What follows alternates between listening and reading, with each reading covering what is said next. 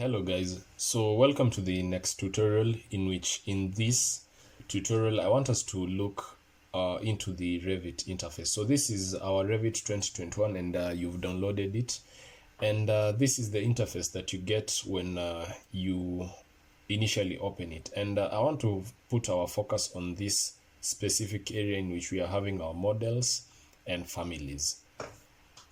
So when dealing with projects, we'll be dealing into models at the moment. Families will be explained later, and what that entails. So we are clicking on new, and right here we are talking about our template file. What's a template file? A template file depends on the nature of the projects in which you are working on.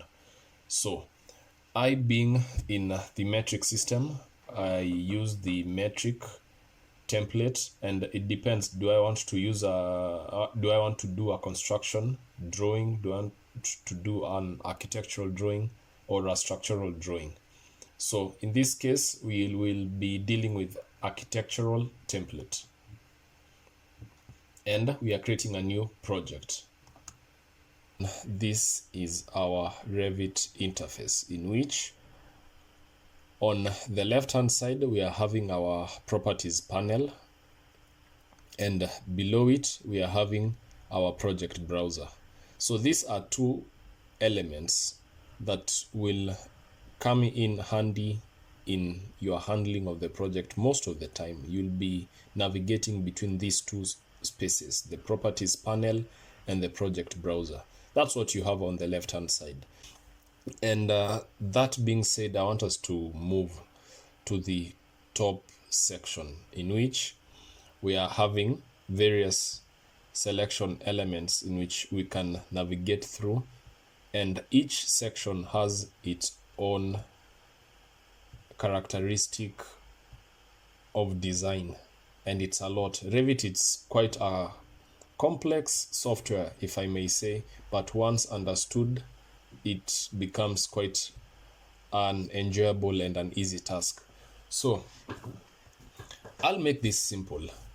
I'll go through the various elements that are very crucial for this tutorial. I won't go into deep details to make this a bulk tutorial or a bulk lesson for you to go through.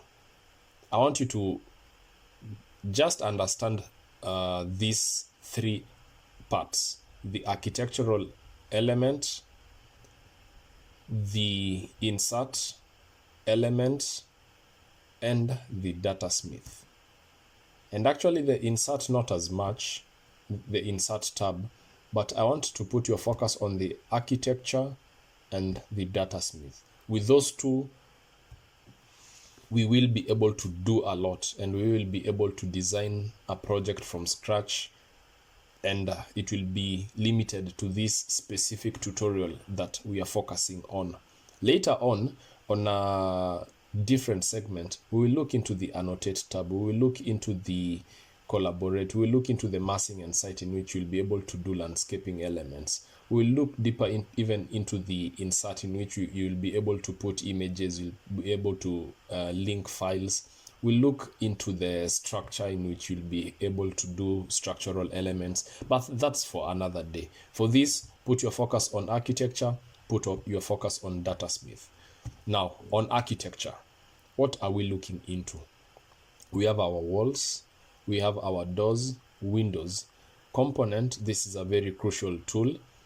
And we have our column, roof, ceiling, floor. Everything is labeled. And just as I have limited the selection to architecture, insert, and datasmith, and insert not as much, let's say architecture and datasmith. Even for the architecture tab, I will just put our focus on the build element, in which we are talking only about walls, doors, windows, and components, and maybe the roof and ceiling. So for these other rest, we will look into that later on and deeper into more advanced levels. For this being a more of a beginner level, I want to limit this just to this section, so that it becomes simple to digest and becomes enjoyable. On the Datasmith end, this will come when we are synchronizing and we are connecting our two softwares, which are the Twinmotion and Revit.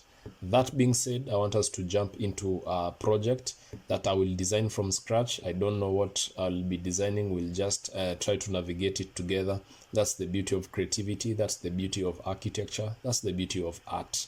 And let's see where that road will lead us. See you until next time.